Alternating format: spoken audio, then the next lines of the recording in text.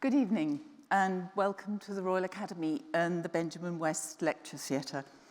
My name's Rebecca Salter and I'm the keeper of the Royal Academy, which, amongst other things, means that I oversee the Royal Academy schools. Years with a 9 on the end seem to be particularly auspicious for art and art education, maybe not for politics. Obviously today we're marking Ruskin's birthday 200 years ago. And on the 2nd of January, just the other week, we celebrated 250 years since the founding of the Royal Academy Schools, and we have 100 years of the Bauhaus to come. Ruskin had a long and controversial association with the Royal Academy, beginning in 1836, when, at the age of 17, he was so infuriated by the critical reception of Turner's works in that year's summer exhibition that he wrote his first defense of Turner, setting out on the path that would lead him to become the most influential critic of the Victorian era. In 1851, he spoke out in defense of the Pre-Raphaelites, similarly attacked for their work at the RA Summer Show. Ruskin's interest in the Royal Academy was not always welcome. Between 1855 and 1859, and again in 1875, he published his reviews of the summer shows in a 6-penny pamphlet, Academy Notes, sold on the steps of the Academy. I think we should revive that. In 1855, Punch published this poem by a perfectly furious academician. I takes and paints, hears no complaints, and sells before I'm dry. Till savage Ruskin sticks his tusk in, then nobody will buy. So who knows if Ruskin will be happy to be celebrated here tonight, and of course the summer exhibition continues to arouse controversy.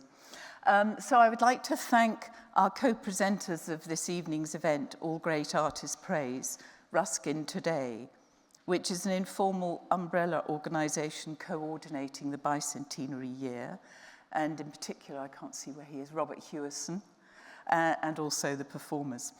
Ruskin Today is supported by the Boland Charitable Trust, and the reception that follows this evening's performance has been sponsored by an anonymous donor. The reception will take place in the John Majewski Fine Rooms, which are through the link in Burlington House at the top of the stairs, and Royal Academy staff will show you the way through, but please make sure you hang on to your wristband, because that will entitle you to a drink. And I know by the end of the evening you'll all want to know more about Ruskin, so on your way, please stop at the bookshop, and it's a completely shameless plug, and pick up a copy of Ruskin and his contemporaries by none other than Robert Hewison, and The Worlds of John Ruskin by Kevin Jackson.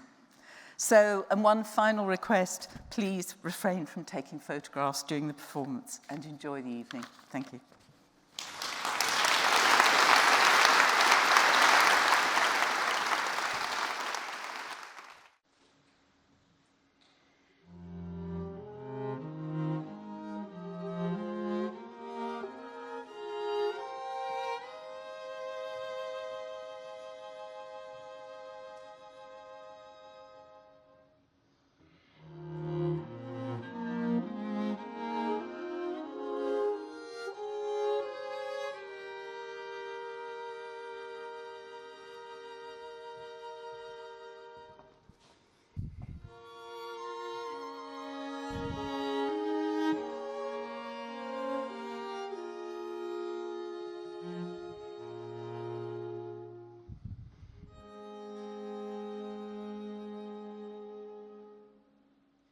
The opening words from Ruskin's autobiography, Praeterita.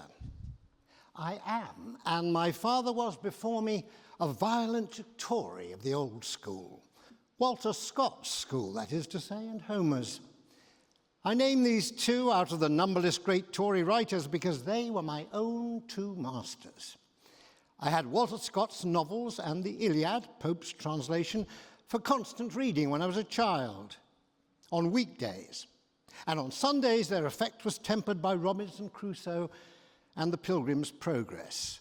my mother having it deeply in her heart to make an evangelical clergyman of me.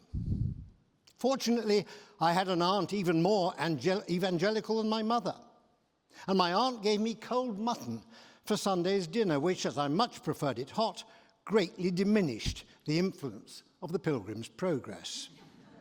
And the end of the matter was that I got all the noble, imaginative teaching of Defoe and Bunyan, and yet am not an evangelical clergyman. Ruskin's account continues. I had, however, still better teaching than theirs, and that compulsorily, and every day of the week. Walter Scott and Pope's Homer were reading of my own election, and my mother forced me, by steady daily toil, to learn long chapters of the Bible by heart, as well as to read it, every syllable through, aloud, hard names and all, from Genesis to the Apocalypse, about once a year. And to that discipline, patient, accurate, and resolute, I owe not only a knowledge of the book, which I find occasionally serviceable, but much of my general power of taking pains, and the best part of my taste in literature. From my own chosen masters then, Scott and Homer, I learned the Toryism, which my best afterthought has only served to confirm. That is to say, a most sincere love of kings and dislike of everybody who attempted to disobey them. My father began business as a wine merchant with no capital and a considerable amount of debts bequeathed him by my grandfather. He accepted the bequest and paid them all before he began to lay by anything for himself, for which his best friends called him a fool, and I, without expressing any opinion as to his wisdom, which I knew in such matters to be at least equal to mine, have written on the granite slab over his grave that he was an entirely honest merchant. As days went on, he was able to take a house in Hunter Street, Brunswick Square, number 54. The windows of it, fortunately for me, commanded a view of a marvelous iron post, out of which the water carts were filled through beautiful little trap doors by pipes like boa constrictors, and I was never weary of contemplating that mystery and the delicious, dripping consequent. My mother had, as she afterwards told me, solemnly devoted me to God before I was born, in imitation of Hannah. Devoting me to God meant, as far as my mother knew herself what she meant, that she would try to send me to college and make a clergyman of me, and I was accordingly bred for the church. My father, who, rest be to his soul, had the exceedingly bad habit of yielding to my mother in large things and taking his own way in little ones, allowed me, without saying a word, to be thus withdrawn from the sherry trade as an unclean thing. For many and many a year afterwards, I remember, while he was speaking to one of our artist friends who admired Raphael and greatly regretted my endeavors to interfere with that popular taste, while my father and he were condoling with each other on my having been impudent enough to think I could tell the public about Turner and Raphael, instead of contenting myself as I ought with explaining the way of their soul's salvation to them, yes, said my father with tears in his eyes, he would have been a bishop. When I was about 4 years old, my father found himself able to buy the lease of a house on Herne Hill, a rustic eminence 4 miles south of the Standard and Cornhill, of which the leafy seclusion remains, in all essential points of character, unchanged to this day.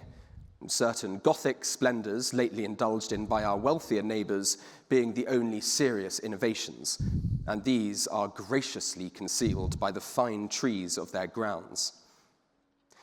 Our house had a back garden, renowned all over the hill for its pears and apples, and possessing also a strong old mulberry tree, a tall white heart cherry tree, a black Kentish one, and an almost unbroken hedge all round of alternate gooseberry and currant bush, decked in due season with abundant fruit. The differences of primal importance which I observed between the nature of this garden and that of Eden, as I had imagined it, were that in this one all the fruit was forbidden. and there were no companionable beasts. In other respects, the little domain answered every purpose of paradise to me. Such I esteem the main blessings of my childhood. Next, let me count the equally dominant calamities. First, that I had nothing to love. My parents were, in a sort, visible powers of nature to me, no more loved than the sun and the moon. Only I should have been annoyed and puzzled if either of them had gone out. How much now when both are darkened? Still less did I love God.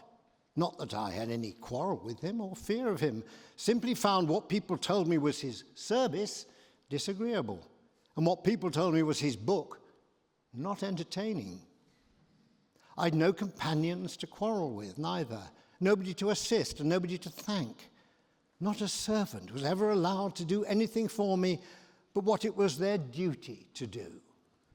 The evil consequence of this was not, however, what might perhaps have been expected, that I grew up selfish or unaffectionate, but that when affection did come, it came with violence, utterly rampant and unmanageable, at least by me, who never before had anything to manage.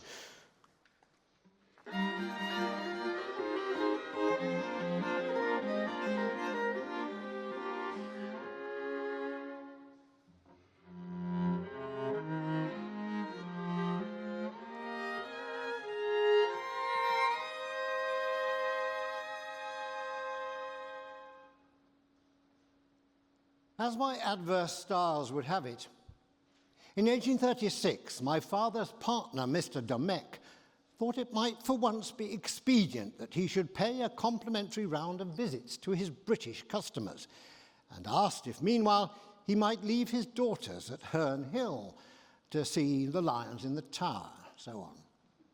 Clotilde, a graceful, oval-faced blonde of 15, Cécile, a dark, finely browed, beautifully featured girl of 13, Elise, again, fair, round-faced like an English girl, a treasure of good nature and good sense, Caroline, a delicately quaint thing of 11. They'd all been born abroad, Clotilde at Cadiz, and of course convent-bred, but lately accustomed to be much in society during vacation at Paris. How my parents could allow their young novice to be cast into the fiery furnace of the outer world in this helpless manner, you may wonder, and only the fates know. But there was this excuse for them, that they had never seen me the least interested or anxious about girls. They had educated me in such extremely orthodox English Toryism and evangelicalism that they could not conceive their scientific, religious, and George III revering youth wavering in his constitutional balance towards French Catholics. Virtually convent-bred more closely than the maids themselves, without a single sisterly or cousinly affection for refuge or lightning rod, and having no athletic skill or pleasure to check my dreaming, I was thrown, bound hand and foot, in my unaccomplished simplicity, into the fiery furnace or fiery cross of these 4 girls, who, of course, reduced me to a mere heap of white ashes in 4 days. 4 days at the most it took to reduce me to ashes, but my Ash Wednesday lasted 4 years. Clotilde, Adele Clotilde in full, but her sisters called her Clotilde after the Queen Saint, and I, Adele, because it rhymed to shell, spell, and knell, was only made more resplendent by the circlet of her sister's beauty, while my own shyness and unpresentableness was further stiffened by a patriotic and Protestant conceit, which was tempered neither by politeness nor sympathy, that, while in company, I sat jealously miserable like a stockfish. On any blessed occasion of tete-a-tete, I endeavored to entertain my Spanish-born, Paris-bred, and Catholic-hearted mistress with my own views upon the subjects of the Spanish Armada, the Battle of Waterloo, and the doctrine of transubstantiation.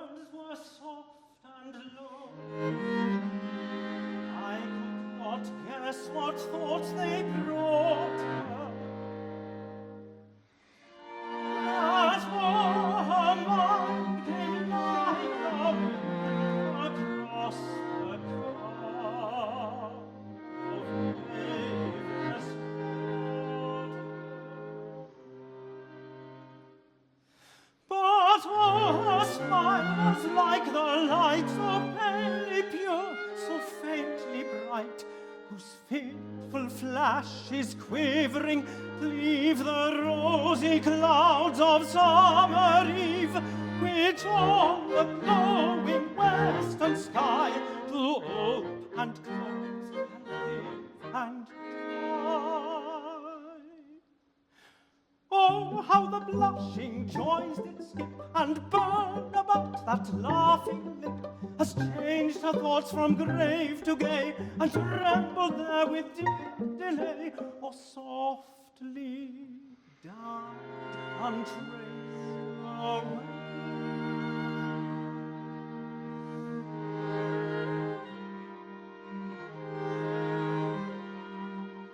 Ah, dear Adele, thy sighing sweet was of thyself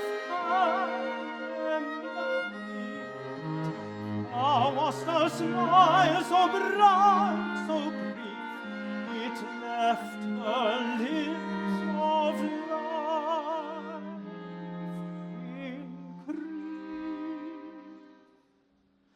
Oh, dear Adele, thy voice is now delighting other souls than mine. Thy glancing eye and silver brow on others look, for others shine, and on my heart's deserted shore thou art a melody.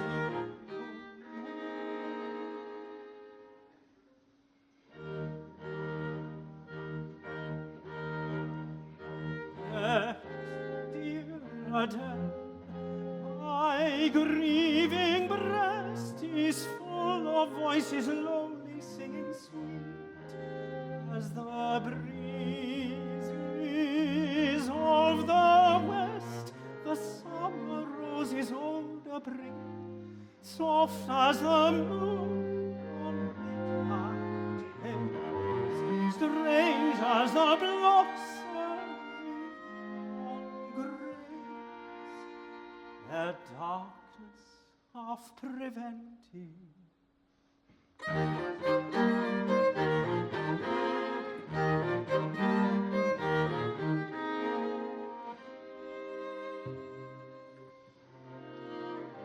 Sad as the notes of plaintive breath,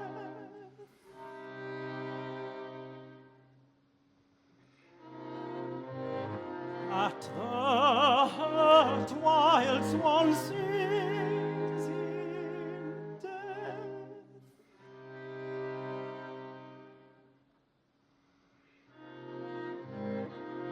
Alone in her lament.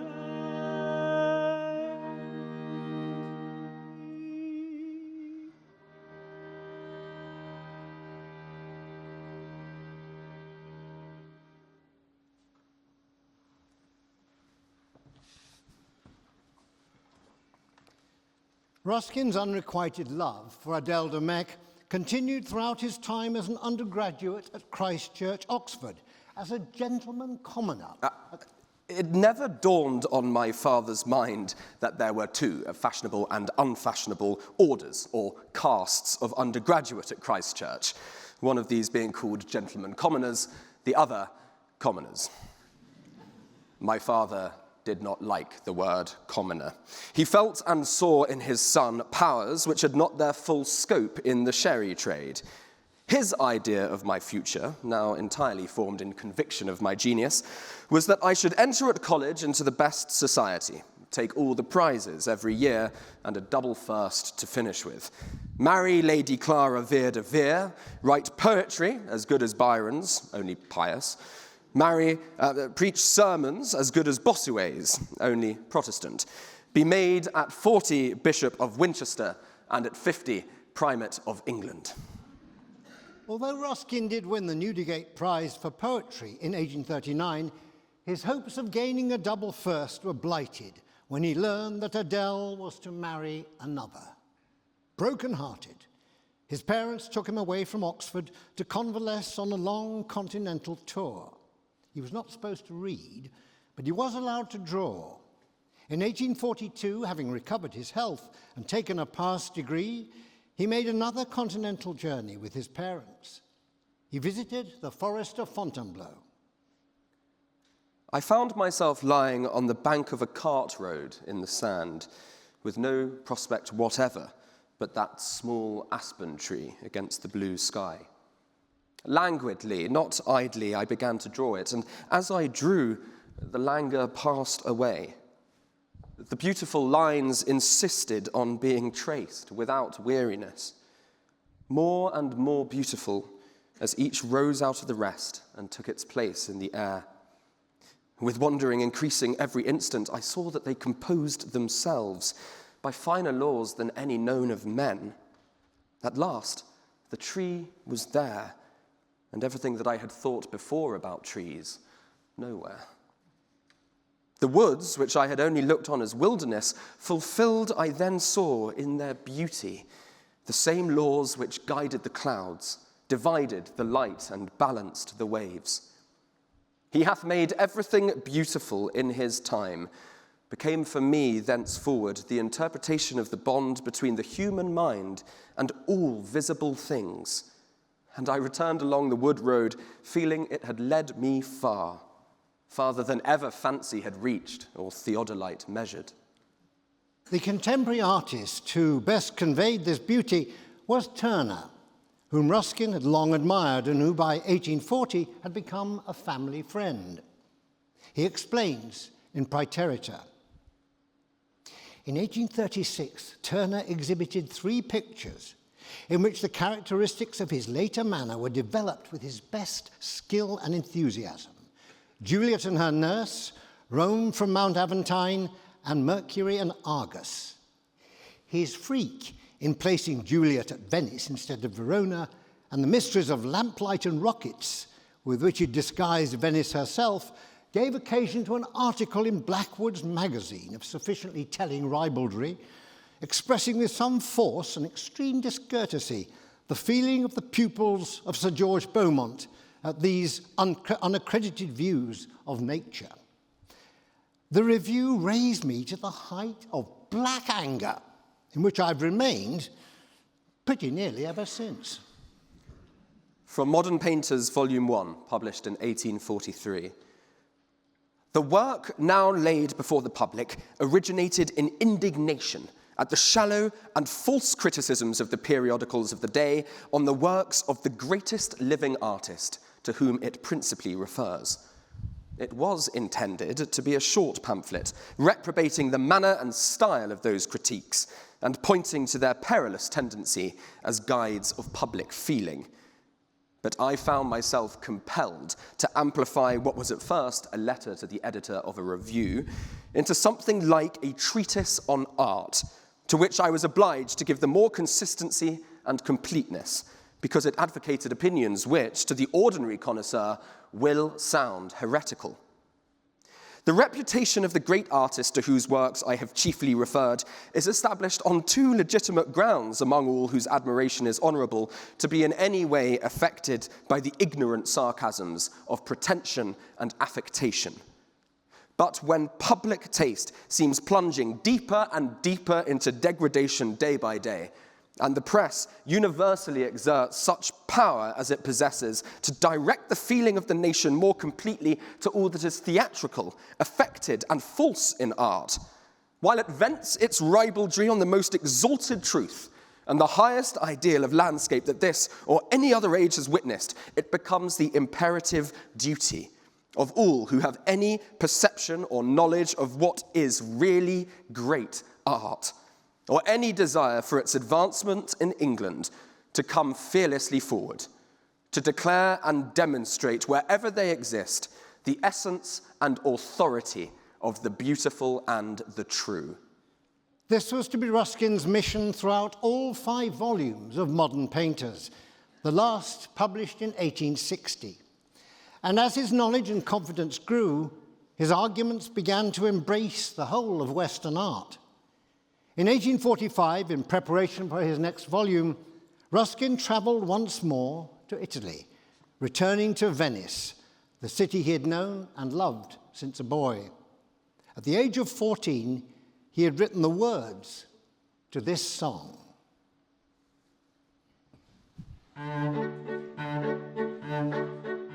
The isles of the ocean are set for her seat. There are waves at her waist, there are rocks at her feet. Peerless and proud must the diadem be that is meet for the brow of the Queen of the Sea. There are jewels of price in the slumbering waves, the pearl in the shell and the coral in cave.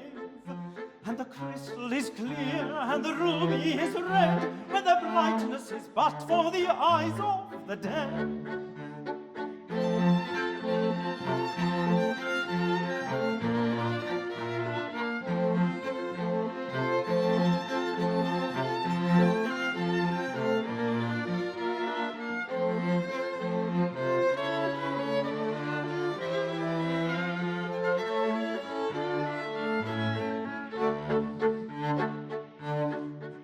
But the smile of the ocean is cheerless and chill. Its depth is all lightless, its heart lieth still. The rocks of its rushing are barren and bare, and the weed slowly waving is all that grows there.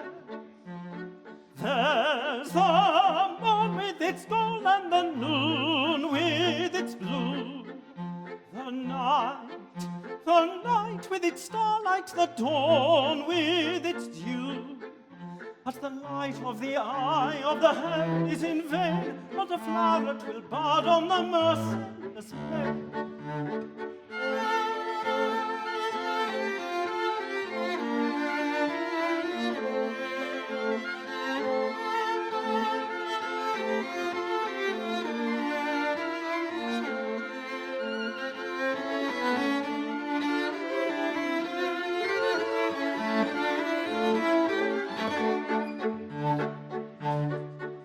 From the banks of the Brenta our blossoms are brought. They are bright as the dreams of a young maiden's thought. And the tribute of earth shall the diadem be that we weave for the brow of the Queen of the Sea.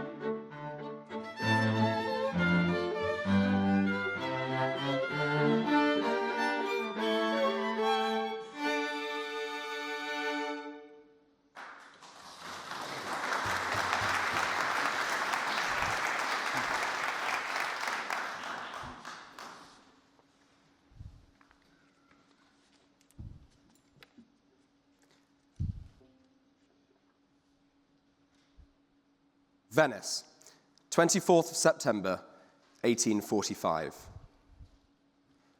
My dearest father, I have had a draft of pictures today enough to drown me. I never was so utterly crushed to the earth before any human intellect as I was today before Tintoret. Just be so good as to take my list of painters and put him in the School of Art at the top of everything, with a great big black line to stop him off from everybody. He took it so entirely out of me today that I could do nothing at last but lie on a bench and laugh. As for painting, I think I didn't know what it meant until today. The fellow outlines you your figure with 10 strokes and colours it with as many more. I don't believe it took him 10 minutes to invent and paint a whole length. Away he goes, heaping host on host, multitudes that no man can number, never pausing, never repeating himself. Clouds and whirlwinds and fire and infinity of earth and sea, all alike to him. Tintoret swept me away at once into the Mare Maggiore, the wider sea of the schools of painting, which crowned the power and perished in the fall of Venice, so forcing me into the study of the history of Venice herself, and through that into what else I've traced or told of the laws of national strength and virtue. In 1849, Ruskin and his new wife Effie settled in Venice for the first of 2 long winters of research. I rise at 6:30, am dressed by 7, take a little bit of bread and read till 9. Then we have breakfast punctually, very orderly served, a little marmalade with a silver leafage spoon on a collared tile at one corner of the table, butter, very fresh, in ice, grapes and figs, which I never touch, on one side, peaches on the other, also for ornament chiefly, I never take them. A little hot dish which the cook is bound to furnish every morning, a roast beccafico or other tiny kickshaw. Before Effie, white bread and coffee. Then I read Pope or play myself till 10 when we have prayers. And Effie reads to me and I draw till 11. And then I write till 1 when we have lunch. And then I go out and sketch or take notes till 3. Then row for an hour and a half, come in and dress for dinner at 5, play myself till 7, and sometimes out on the water in an idle way. Tea at 7, write or draw till 9, and get ready for bed. A city of marble, did I say? Nay, rather a golden city, paved with emerald. For truly, every pinnacle and turret glanced or glowed, overlaid with gold or bossed with jasper. Beneath, the unsullied sea drew in, deep breathing, to and fro, its eddies of green wave. Deep-hearted, majestic, terrible as the sea, the men of Venice moved in sway of power and war. Pure as her pillars of alabaster stood her mothers and maidens. From foot to brow, all noble walked her knights. The low bronzed gleaming of sea-rusted armour shot angrily under their blood-red mantle folds. Fearless, faithful, patient, impenetrable, implacable, every word a fate, sat her senate. In hope and honour, lulled by flowing of wave around their isles of sacred sand, each with his name written and cross graved at his side, lay her dead. A wonderful piece of world. Rather, itself a world. It lay along the face of the waters, no larger, as its captains saw it from their masts at evening, than a bar of sunset that could not pass away. But for its power, it must have seemed to them as if they were sailing in the vast expanse of heaven, and this a great planet whose orient edge widened through ether, a world from which all ignoble care and petty thoughts were banished, with all the common and poor elements of life. Ethereal strength of Alps, dreamlike, vanishing in high procession beyond the Torcellan shore, blue islands of Paduan hills poised in the golden west. Above, free winds and fiery clouds ranging at their will, brightness out of the north and balm from the south, and the stars of evening and morning clear in the limitless light of arched heaven and circling sea. Such was Giorgione's school, such Titian's home.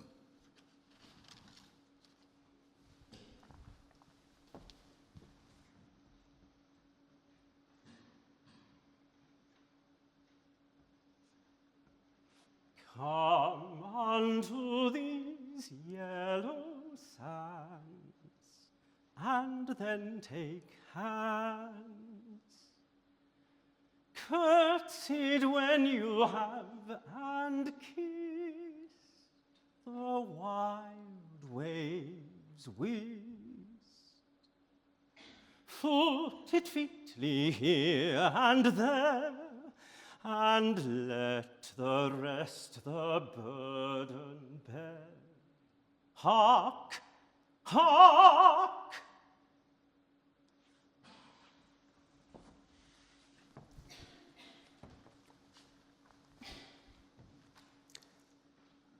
The Stones of Venice was not only a celebration of the Christian Gothic city that Ruskin rediscovered, and a condemnation of the pagan Renaissance that had led to the city's decline and fall, but a warning to the naval empire that had taken Venice's place. For Ruskin, the nature of Gothic was more than an architectural style. It was a moral code. We have much studied and much perfected of late the great civilized invention of the division of labour. Only we give it a false name. It's not truly speaking the labour that is divided, but the men. Divided into mere segments of men, broken into small fragments and crumbs of life, so that all the little piece of intelligence that is left in a man is not enough to make a pin or a nail, but exhausts itself in making the point of a pin or the head of a nail. Now, it is a good and desirable thing, truly, to make many pins in a day. But if we could only see with what crystal sand their points were polished, sand of human soul, much to be magnified before it can be discerned for what it is, we should think there is some loss in it also. And the great cry that rises from all our manufacturing cities, louder than their furnace blast, is all in very deed for this, that we manufacture everything there except men. We blanch cotton and strengthen steel and refine sugar and shape pottery, but to brighten, to strengthen, to refine, or to form a single living spirit never enters into our estimate of advantages. And all the evil to which that cry is urging our myriads can be met only in one way, not by teaching or preaching. For to teach them is but to show them their misery, and to preach to them, if we do no more than preach, is to mock at it. It can only be met by a right understanding on the part of all classes of what kinds of labour are good for men, raising them and making them happy, by a determined sacrifice of such convenience or beauty or cheapness as is to be got only by the degradation of the workman, and by equally determined demand for the products and results of healthy and ennobling labour. By 1860, Ruskin was ready to take on the enemy directly in the essays titled Unto This Last. Among the delusions which at different periods have possessed themselves of the minds of large masses of the human race, perhaps the most curious, certainly the least creditable, is the modern soi-disant science of political economy, based on the idea that an advantageous code of social action may be determined irrespectively of the influence of social affection. Of course, as in the instances of alchemy, astrology, witchcraft, and other such popular creeds, political economy has a plausible idea at the root of it. The social affections, says the economist, the social affections are accidental and disturbing elements in human nature, but avarice and the desire of progress are constant elements. Let us eliminate the inconstants, and considering the human being merely as a covetous machine, examine by what laws of labour, purchase and sale the greatest accumulative result in wealth is obtainable. These laws once determined, it will be for each individual afterwards to introduce as much of the disturbing, affectionate element as he chooses, and to determine for himself the result on the new conditions supposed. Observe, I neither impugn nor doubt the conclusion of the science if its terms are accepted. I'm simply uninterested in them, as I should be in a science of gymnastics, which assumed that men had no skeletons. It might be shown on that supposition that it would be advantageous to roll students up into pellets, flatten them into cakes, or stretch them into cables. And when these results were effected, the reinsertion of the skeleton would be attended with various inconveniences to their constitution. The reasoning might be admirable, the conclusions true, and the science deficient only in applicability. Modern political economy stands on a precisely similar basis, assuming not that the human being has no skeleton, but that it is all skeleton. It founds an ossifiant theory of progress on the negation of a soul. And having shown the utmost that may be made of bones and constructed of a number interesting death's head and humeri, successfully proves the inconvenience of the reappearance of the soul among these corpuscular structures. There is no wealth but life, life, including all its powers of love, of joy and admiration. That country is the richest, which nourishes the greatest number of noble and happy beings. That man is richest, who, having perfected the functions of his own life to the utmost, has also the widest helpful influence, both personal and by means of his possessions, over the lives of others. Government and cooperation are in all things the laws of life. Anarchy and competition, the laws of death.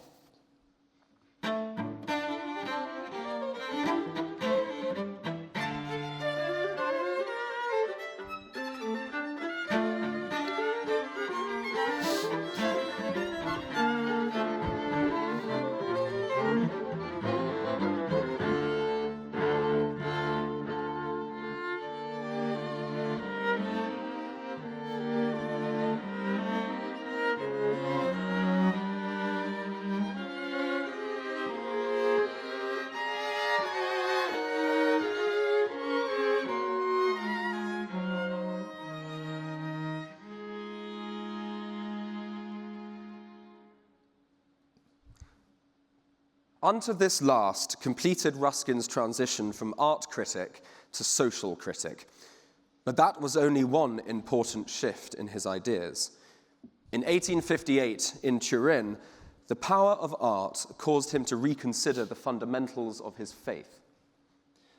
One Sunday morning, I made my way to a little chapel which, by a dusty roadside, gathered to its unobserved door the few sheep of the old Waldensian faith who'd wandered from their pastures under Monteviso into the worldly capital of Piedmont. The assembled congregation numbered in all some 3 or 4 and 20, of whom 15 or 16 were grey-haired women. Their solitary and clerkless preacher, a somewhat stunted figure in a plain black coat with a cracked voice, after leading them through the languid forms of prayer, which are all that in truth are possible to people whose present life is dull and its terrestrial future unchangeable, put his utmost zeal into a consolatory discourse on the wickedness of the wide world, more especially of the plain of Piedmont and the city of Turin, and on the exclusive favour with God enjoyed by the between 19 and 24 elect members of his congregation in the streets of Admar and Zeboim. Myself neither cheered nor greatly alarmed by this doctrine, I walked back into the condemned city and up into the gallery where Paul Veronese's Solomon and the Queen of Sheba glowed in the full afternoon light. The gallery windows being opened, there came in with the warm air floating swells and falls of military music from the courtyard before the palace, which seems to me more devotional in their perfect art, tune, and discipline than anything I remembered of evangelical hymns. And as the perfect colour and sound gradually asserted their power on me, they seemed finally to fasten in me the old article of Jewish faith, that things done delightfully and rightly were always done by the help and in the Spirit of God. Of course, that hour's meditation in the gallery of Turin only concluded the courses of thought which had been with me to such end through many years. There was no sudden conversion possible to me, either by preacher, picture, or dulcimer. But that day, my evangelical beliefs were put away, to be debated of no more. But something else also happened to him in 1858.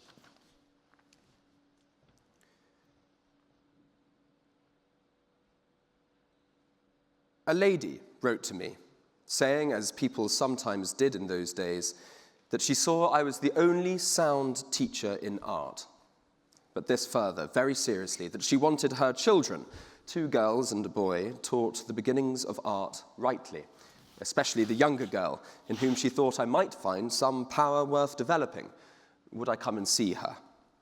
I thought I should rather like to, so I went and found the mother the sort of person I expected, but a good deal more than I expected, and in all sorts of ways. Extremely pretty still herself, nor at all too old to learn many things, but mainly anxious for her children. Emily, the older daughter, wasn't in, but Rosie was. Should she be sent for to the nursery? Yes, I said, if it wouldn't tease the child, she might be sent for.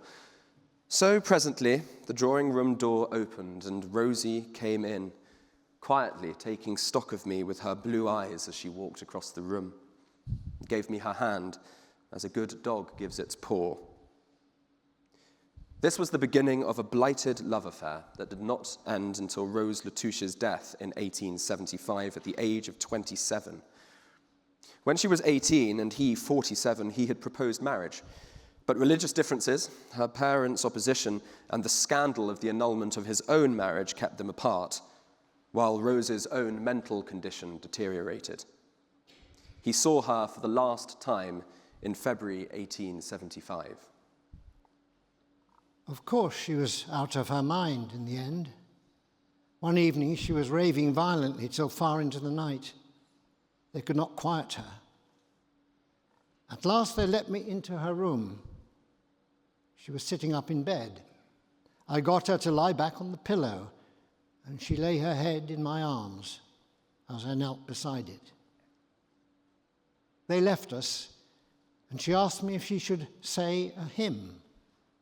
And she said, "Jesus, lover of my soul," to the end, and then fell back tired and went to sleep. And I left her.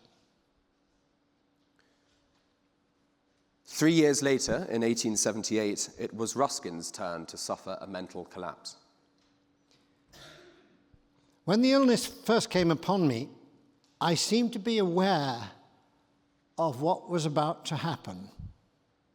I became powerfully impressed with the idea that the devil was about to seize me.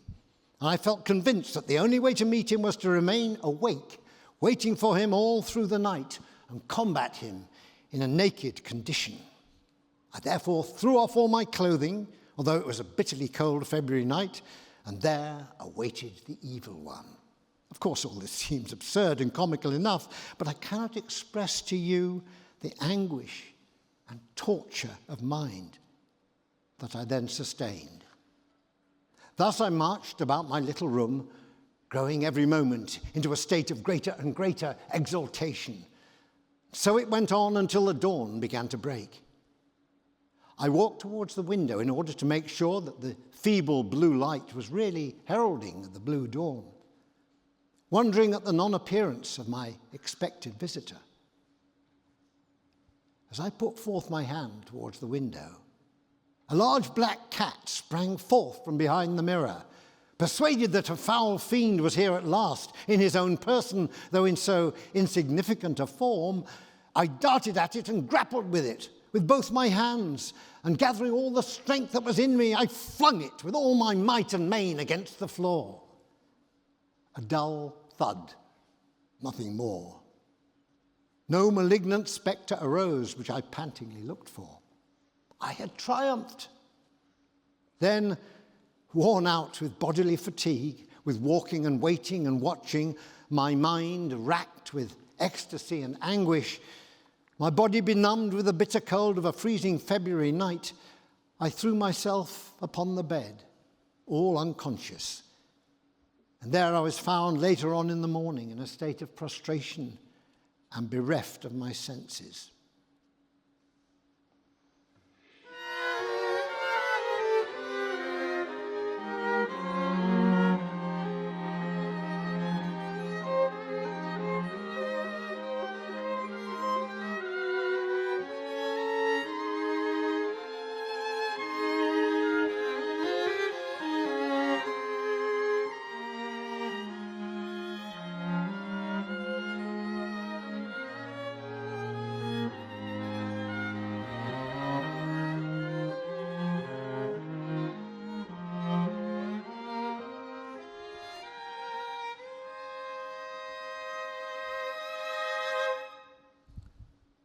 This was the first of a series of attacks from which he would recover, continue writing, lecturing, drawing, and publishing.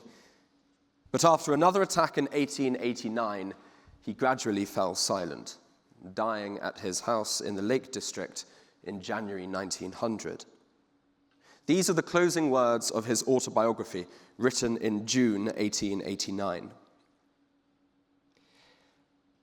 I draw back to my own home 20 years ago, permitted to thank heaven once more for the peace and hope and loveliness of it, and the Elysian walks with Joni and paradisical with Rosie under the peach blossom branches by the little glittering stream which I had paved with crystal for them.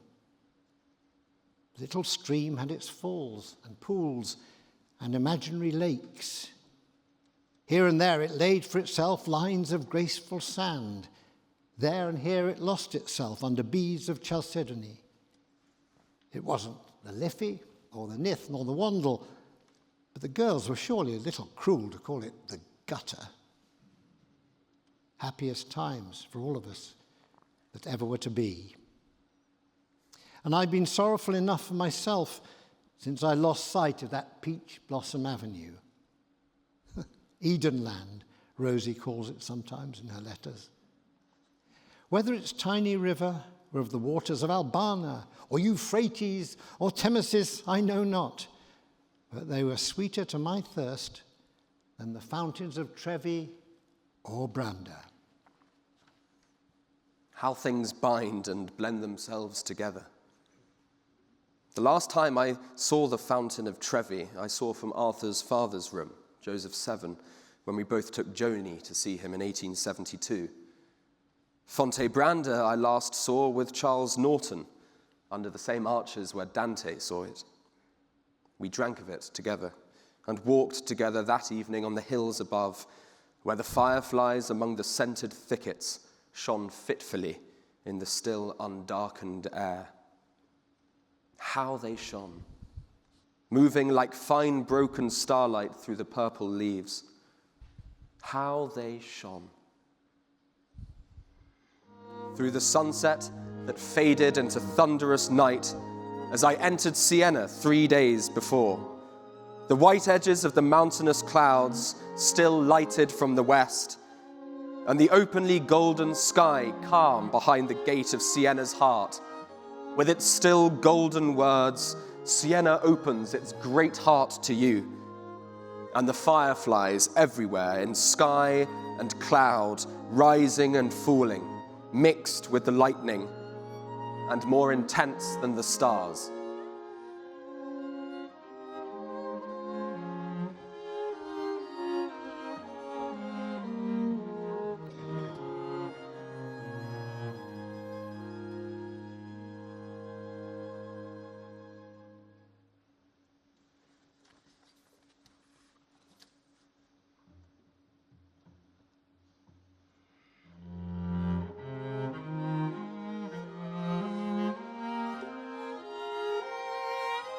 A secluded and mountainous part of Styria.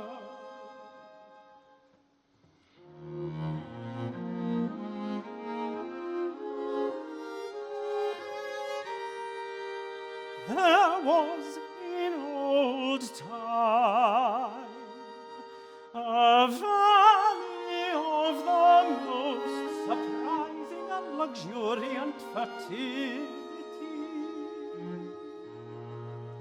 Its crops were so heavy, and its hay so high, its apples so red, and its grapes so blue, its wine so rich, and its honey so sweet, that it was called the treasure valley.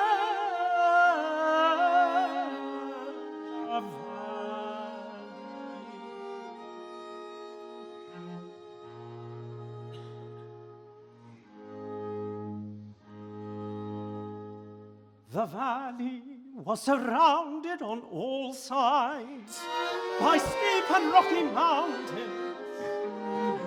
A torrent floods descended in constant cataracts over the face of the crag, and when the sun shone full upon this waterfall, it looked like a shower of gold. It was called by the people of the neighborhood the Golden River.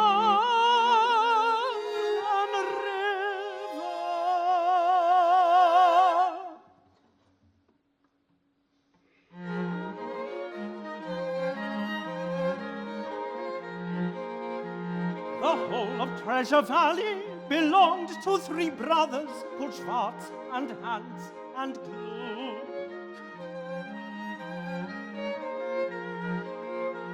They lived by farming the valley, and very good farmers they were.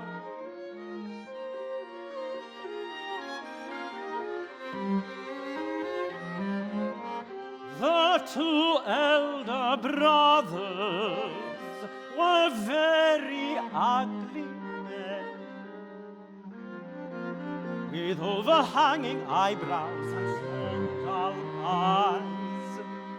They were so cruel, so grinding in temper, as to receive the nickname the Black Brothers.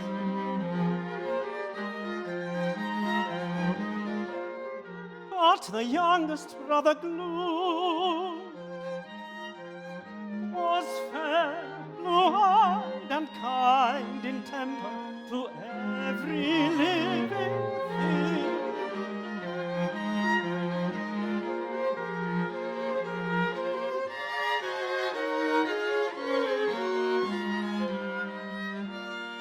At last came a very wet summer, and everything went wrong in the country round. The haystacks were floated down to sea by an inundation. The vines were cut to pieces with the hail. The corn was all killed by a black blight.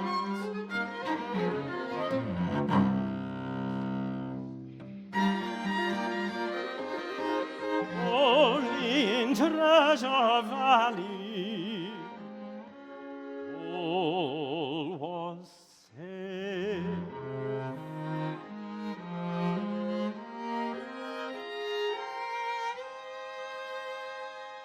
Drawing towards winter and very cold weather, the two elder brothers had gone out, leaving Gluck to mind the roast, with their usual word of warning: let nobody in and give nothing out.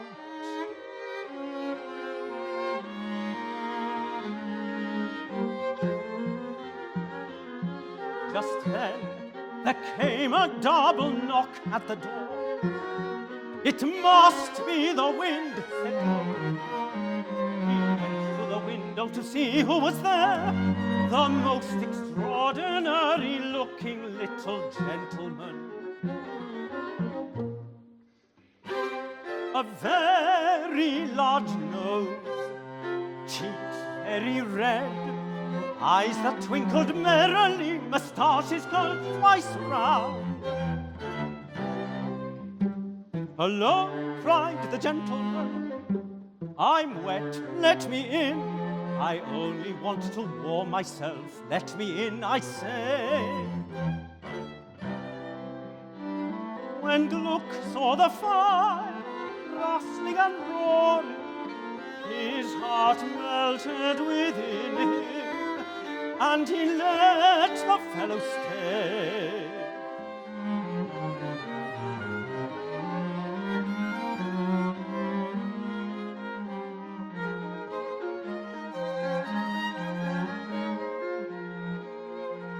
There came a sudden rap at the door. It was Hans and Schwartz returning home.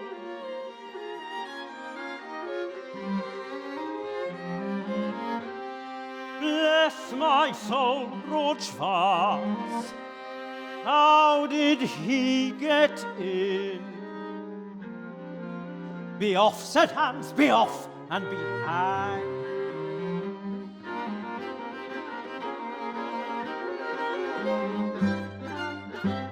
At 12 o'clock, I'll call on you again.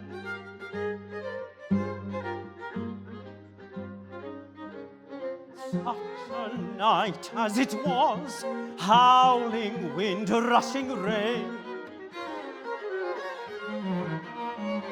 As the clock struck 12, the door burst open wide and shook the house from top to bottom.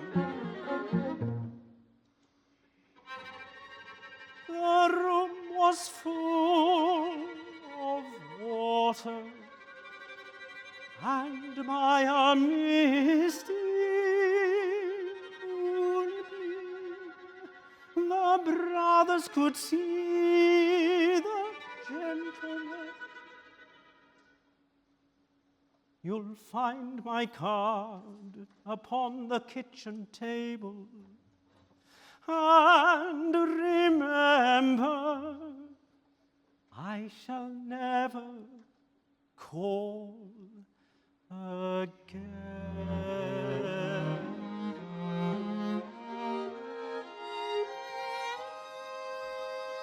Dawn came at last, and the two brothers looked out of the window into Treasure Valley.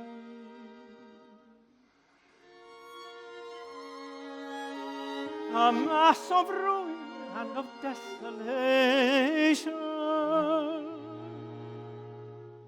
They crept into the kitchen and found upon the table a small white calling card had been left, and on it in breezy long-legged letters was written Southwest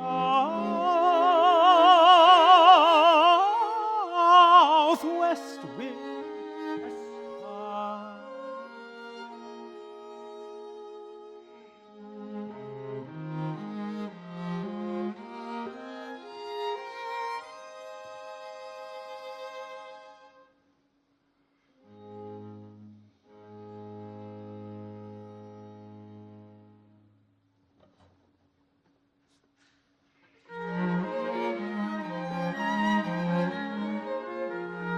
Southwest Wind, Esquire, was as good as his word. He entered Treasure Valley no more. All the west winds adopted his conduct. No rain blessed the parched valley floor. The brothers abandoned their farmlands in despair to seek their livelihood among the people of the plains. All that remained was merely some old-fashioned gold plate, remnants of their ill-gotten gains.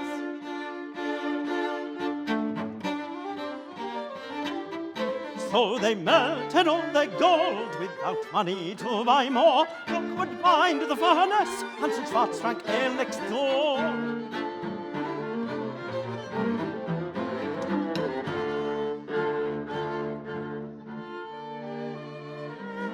When all the gold had gone, there remained a mug which belonged to little Gluck.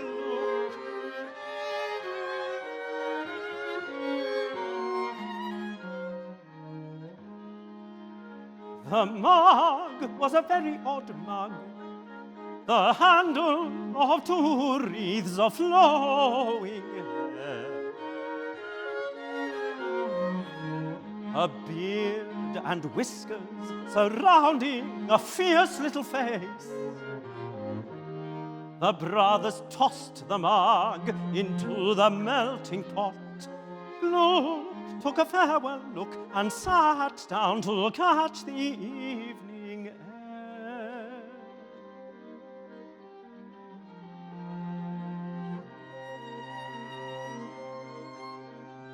It was at the close of day,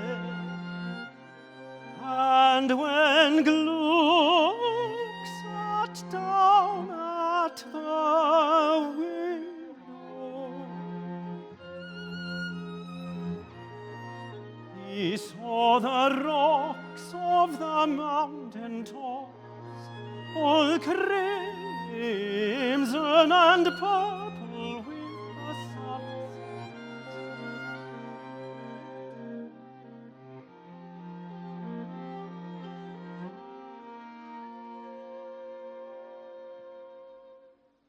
The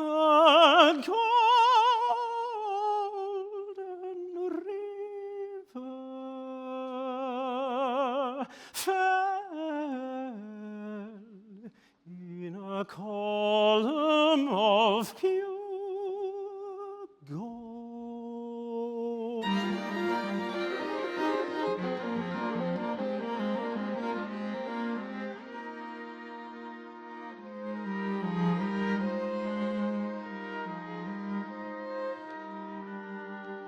La la li la la, li la la.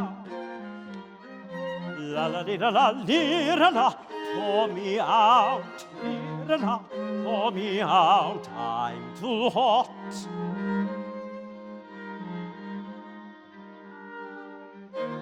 The monk was singing merrily. La la li la la, will you pour me out, I'm too hot.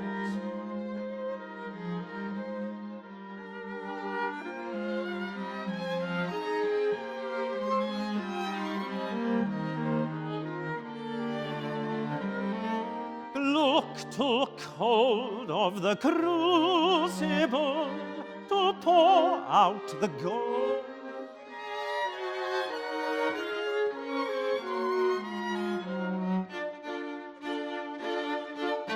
I am the king of what you mortals call the Golden River. The shape you saw me in was due to the malice of a stronger king. And add to what I tell you,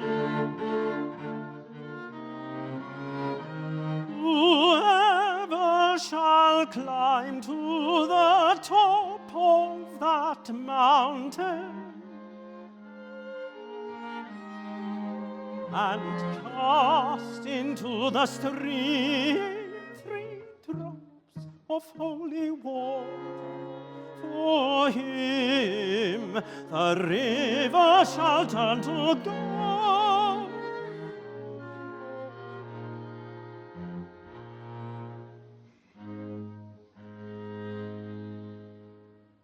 But if anyone shall cast unholy water in the river, he will become a black stone.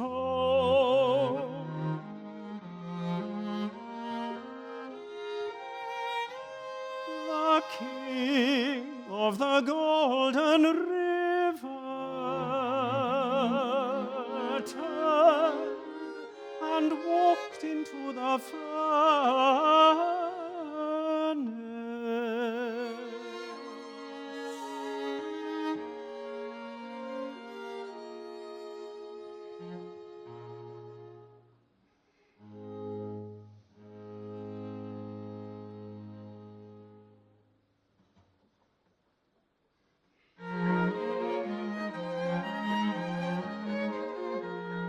La la li la la, la la li la la. When Hans heard Gluck's tale, he determined to set out for the Golden River.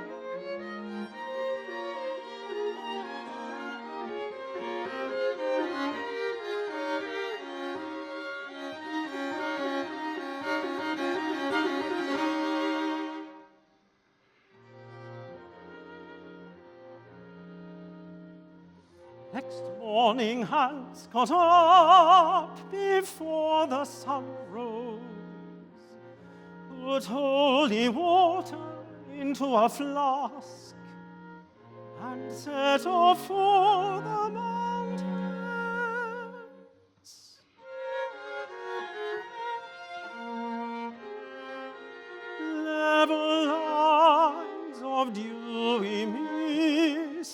stretched along the valley.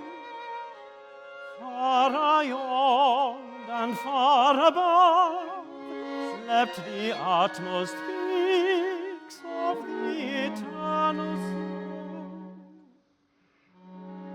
The golden river was almost in shadow. On this alone, Hans' eyes and thoughts were fixed.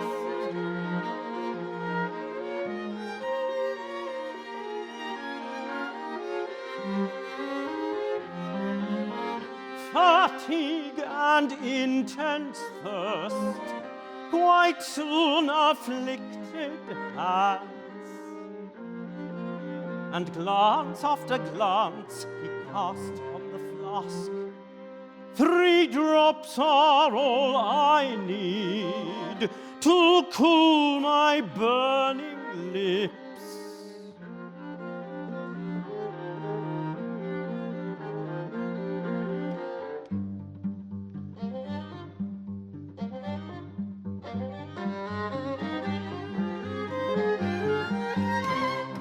Hans saw the dog, spurned it with his foot, and gave it not a drop of water. He met a child whose lips were parched. It was Hans who drank and passed on. An old man dying begged Hans for water.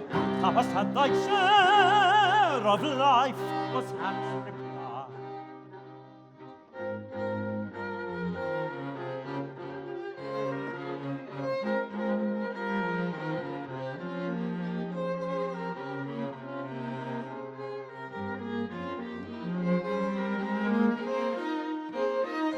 The roar of the golden river,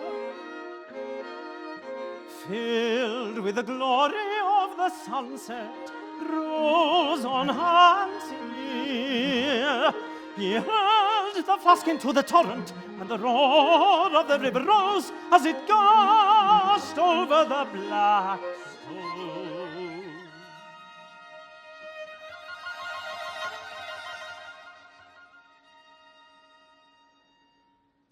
Gluck was very sorry when Hans did not return. But Schwarz got up before the sun rose and set off for the mountains.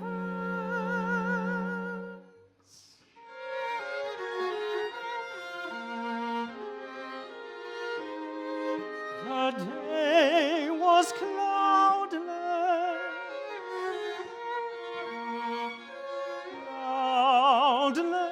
but not bright.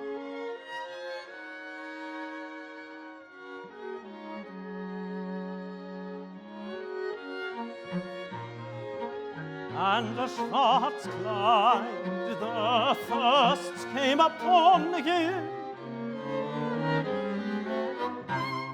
Schwarz saw the dog, he saw the thirsting child, he heard the old man's cry for water.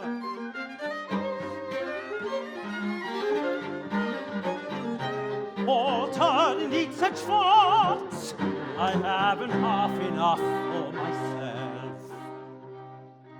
A mist, the color of blood, came over the sun. A blank of black cloud rose to the zenith.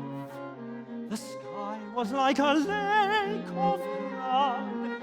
As Schwarz cast the flask into the stream, the earth gave way beneath him.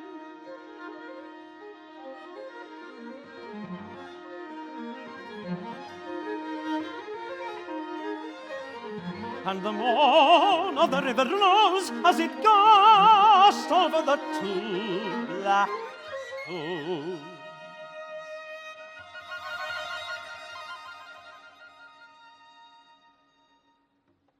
Gluck was very sorry when Schwarz did not return.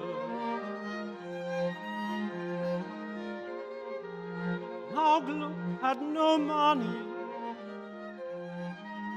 and so he made up his mind to try his fortune with the Golden River.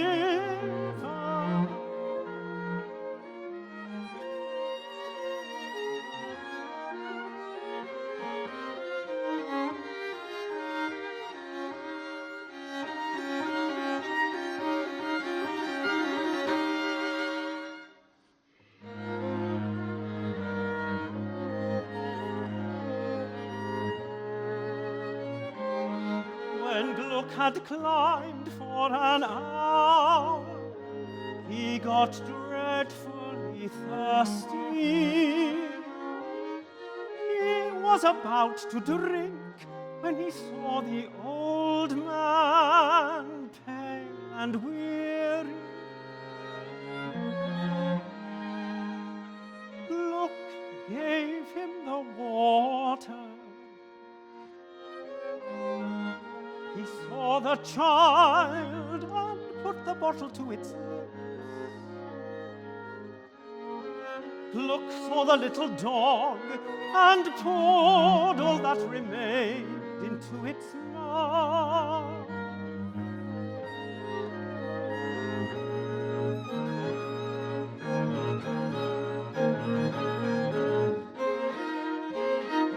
At once the dog sprang up. Its tail disappeared, its ears grew silky, its nose became red, its eyes turned bright and twinkling. There stood the king of the Golden River.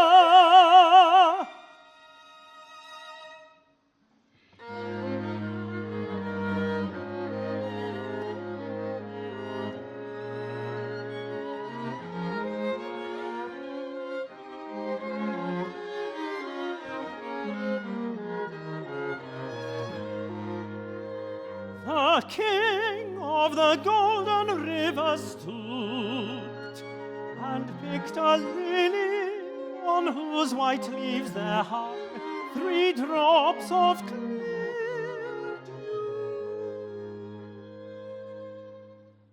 Cast these into the river, he said.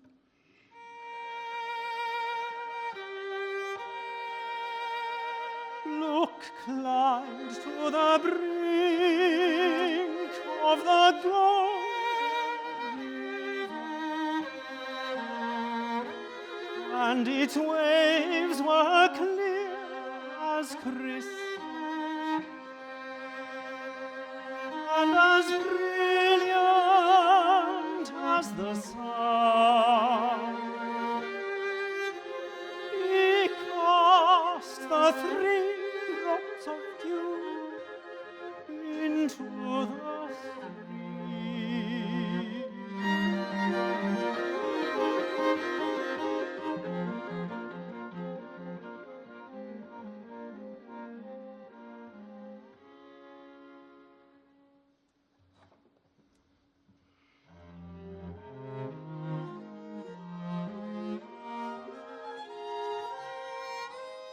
As Gluck gazed down from the mountain,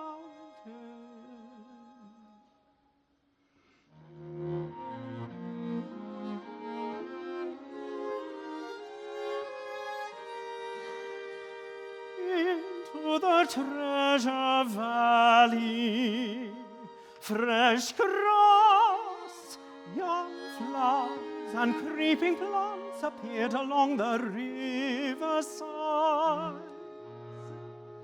And Treasure Valley was a garden once more, so that which was lost was won back by love. And for Gluck, the river was a river of gold.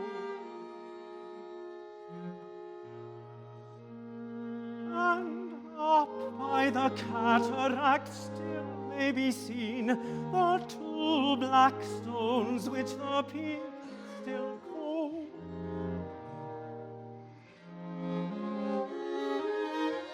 A black brother.